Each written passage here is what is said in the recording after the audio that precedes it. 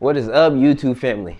Welcome back to Unique Originality YouTube channel. It's been a minute since I dropped the video. I know I'm embarrassed, but before we get started, Alhamdulillahi Rabbil Alameen. Ashhadu an la ilaha illallah wa ashhadu anna Muhammadan abduhu wa rasuluh. So welcome back to the channel. Like I mentioned, yes, it's been a while since I dropped the video. It's really embarrassing. I don't want to talk about how long it's been, but I'm back in the mode of creating content and doing the dang thing. So today's is a book review on the book called Originals by Adam Grant. Really good book. I have two more of his books. I think he has about maybe 6 to 7 in total. I'm not sure, don't quote me on it, but really great author, and he's a social scientist, social researcher. Talks about different things that happens in society, why things work, why things don't work, why people operate how they do.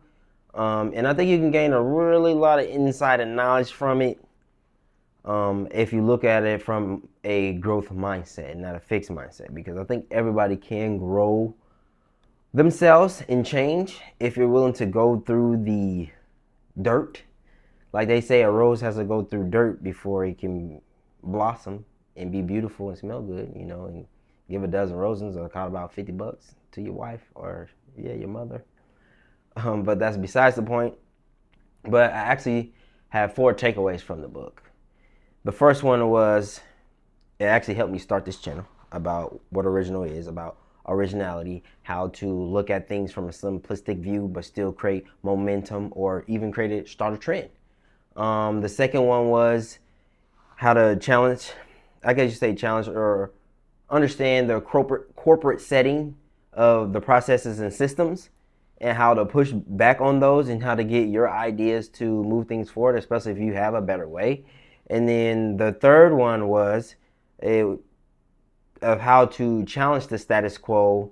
And then the fourth one was about why ideas are really so simple in how they can be effective. And those are the 4 takeaways from it. And as you think about those 4 takeaways, I want you to really, write those down and process them, and think if you were to go get the book and you were to read it, or if those 4 things made something pop in your head, an idea or a thought or a reflection on something, and to, draw out a plan and dig deep into that thought. Because I think if you can dig deep into that thought, it will allow you to take more from this video, but also be amped to go get the book to understand what I was mentioning in this video and how to correlate the 2 different things. So I'm going to start it off with a quote from the book where it talks about the reasonable man tries to adapt himself to the world, and the unreasonable man allows the world to adapt to him. Paraphrase is not word for word, but basically in a nutshell, it is what it is. And as I think about that quote, it makes me think about one person in a worldly sense, and another person it's in a worldly sense, but it's more of a religious, a spiritual sense, which is, the first one is Elon Musk and the second one is Prophet Muhammad. And when I mention Elon Musk, it's like, man, the man thinks crazy. He names his kids these weird names, but what he's doing in the space and with electric cars, he's really pushing and moving society forward. You might not like him, but he really thinks differently, and he doesn't conform to the world society norms or rules that you're supposed to, the unwritten rules that you're supposed to follow. And then when I bring it back to a religious standpoint, I'm really talking about how Prophet Muhammad, when he was growing the Islamic religion and moving it forward, and the things he had to go through, and how he had to stay steady to go through that process, because it was not easy. And that's what allow him to keep moving forward and to take the heat from individuals as he was growing the Islamic faith, because it's not easy going against the grain when you're talking about in a worldly sense, where you're so different from everybody else, in the sense that you take the path less traveled, that it can get really hard and lonely at times. And that takes a great mindset of mental toughness, but also being aligned with the Almighty Allah. But it also, as you think what a Muslim is the day to day, being a Muslim, you have to. It really keeps you uncomfortable daily. You pray 5 times a day, but it also allows you not to be tricked by the world, which is also a good thing because you can be tricked by the glitz and glamour of everything if you don't have awareness and you don't see through the fakeness that there is there. But that's just my take on it and what that looks like and how I correlate it to my faith in what I read and how it has allowed me to have a divine, I say a divine purpose, a divine mindset for when I do different things. Because I think when you have a divine purpose in everything, and I mean in everything, like even if it's cooking, like, like when you don't want to cook, but it's like you gotta feed the body that Allah gave you so you can stay alive. And if you have that mindset, it's like, he gave me this body to take care of. It's my temple. I need to feed it. Cooking gets easier. And then even if it is like, it's just small things. Going to the store for somebody. Sorts of things. Only way you can understand if you develop the mindset and start to think that way. But I have another topic that I want to go over that's called creative destruction, which he talked about in the book as well, which I like the word creative destruction because you have to create stuff and then you have to destroy it so you can get a new creation. And I could go on a tangent on that in another way, but I'm going to stick to the book review. But if you think about a volcano and how when it erupts, what happens? It kills all the vegetation around it, correct? Okay. So then eventually, when the new vegetation comes, it's a new creation, but it's stronger. It's developed a better defensive mechanism, even though you can't develop a defensive mechanism against a volcano. But that's here nor there. And then I'm going to dive into a few definitions that I have for it. Let's go.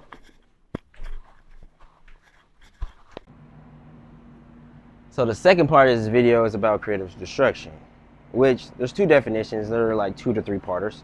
The first one is the origin of something, from something springs, proceeds, or is derived from. The second one is a thing of singular or unique character, or a person who is different from others but in an appealing way, and a person of a fresh initiative or an inventive capacity with a rebel with a cause type of aura. And to tie it all together, originality is about taking the road less traveled, championing a set of novel ideas that go against the grain but ultimately make the world a better place. And I have a question for you guys. Why, as humans, as individuals, why do we take the road most traveled? I'm going to let you think on that, and I'll be right back. So I hope that was enough time for you guys to answer that question, 0.0 seconds. I think it's a great amount of time to answer it. You guys are really smart. But the question was, why do we take the road most traveled? And my answer to that is basically, we've never seen it before. Most of us are breaking generational curses, if we really want to be honest.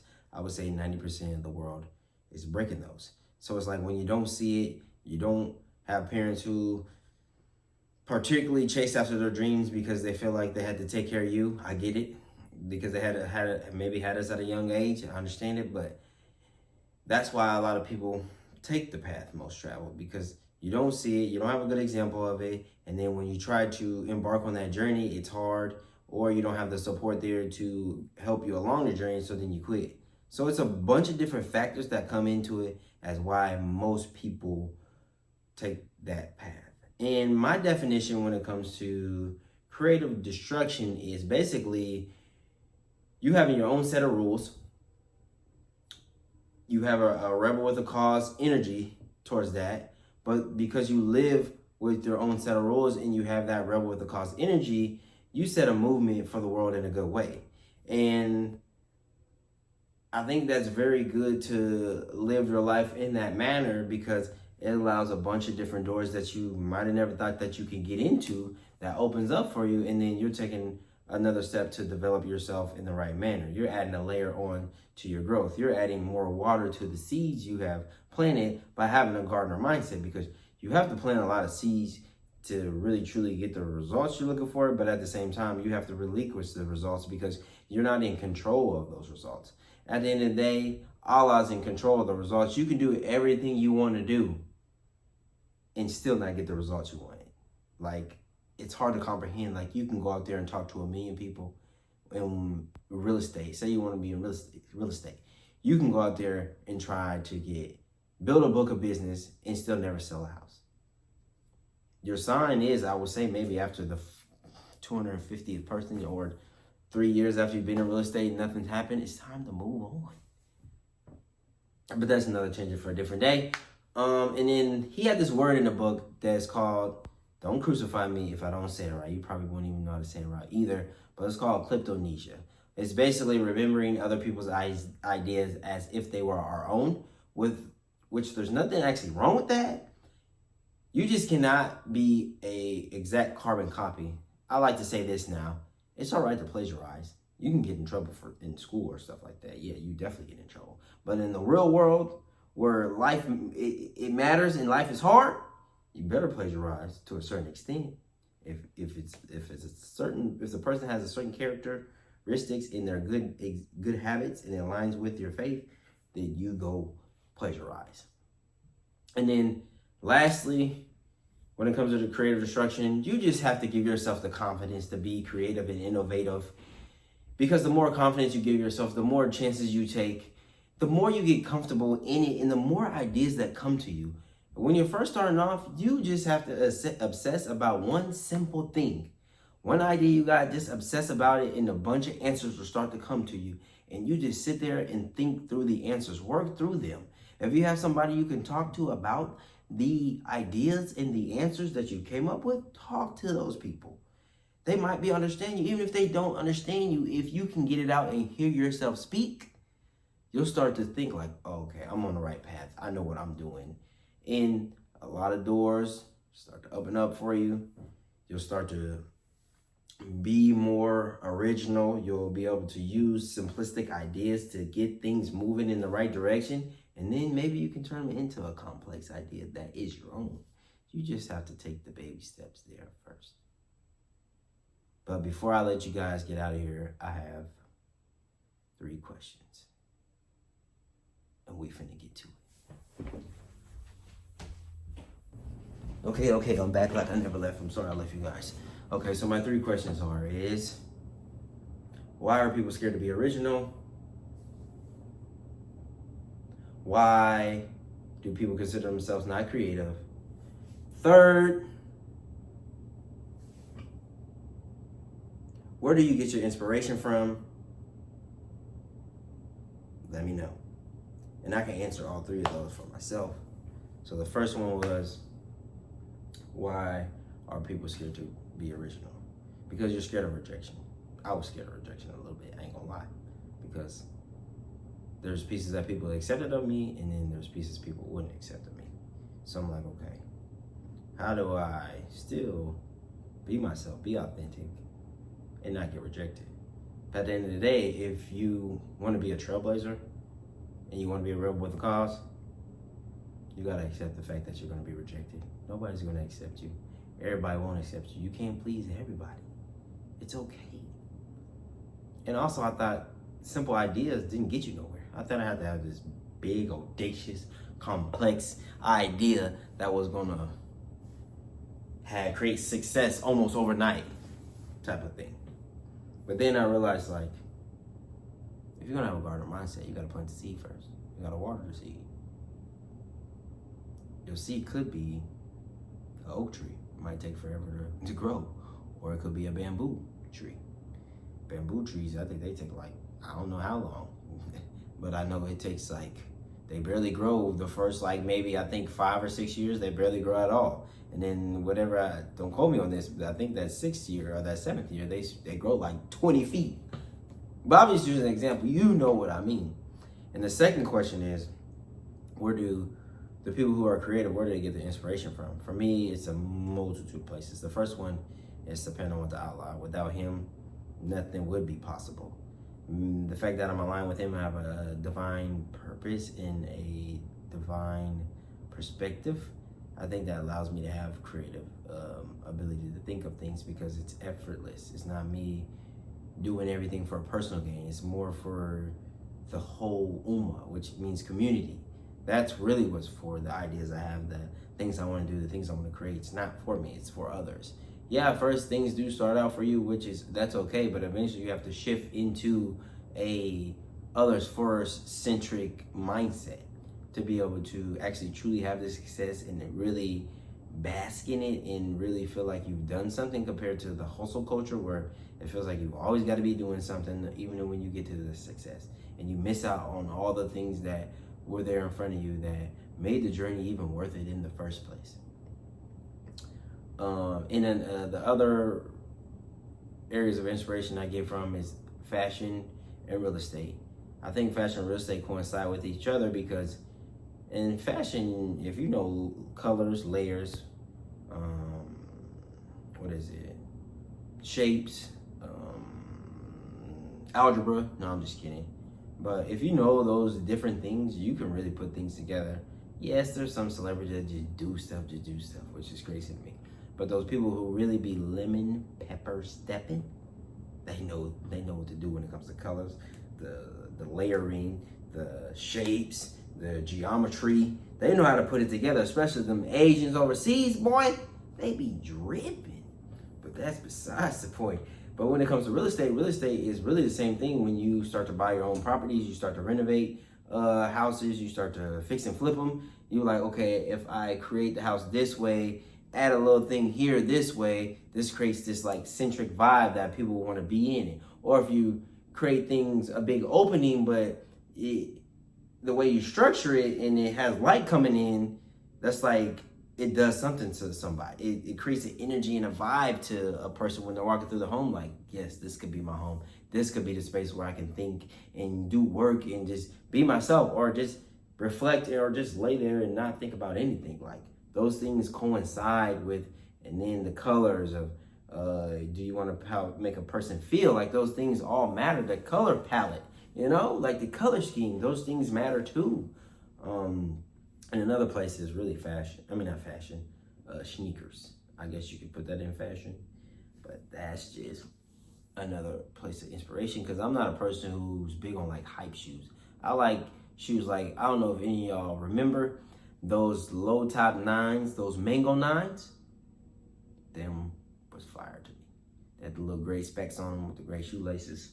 I think it had a little bit of lime green on them. Now, them the type of shoes I like. I don't like the ones, don't get me wrong, some of the ones that's the hype, that's the bread ones, the bread nines, the 11, them things fire. Don't get me wrong, I like them, but I'm just not hyped over all those. But at the end of the day, that's where some of my inspiration comes from. And then the third question was, why do you consider yourself not creative? And I think it all ties back to a multitude of things I said throughout the video. You haven't seen it before. You're scared to get rejected. You think it's a talent. You haven't given yourself the ability to even try to be creative. You haven't given yourself the permission. You give yourself the permission. Nobody else does. You take the seeds of greatness that are inside you from Allah the Almighty, and you grow those seeds, and you can do it. And you guys are probably wondering, he hasn't even showed the book to us. I didn't forget. Originals. Go grab you a copy. Great book.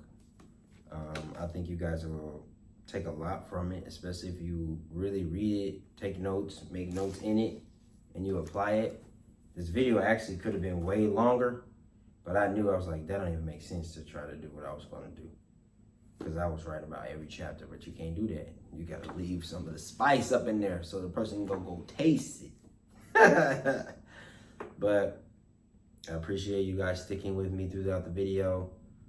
I hope I was able to add value to your life, and hopefully you go pick it up and it can plant a few seeds into you, and you can learn how to be a non-conformist and move the world forward, because everybody has a story, and we need to hear your story. Go take it by storm. Peace.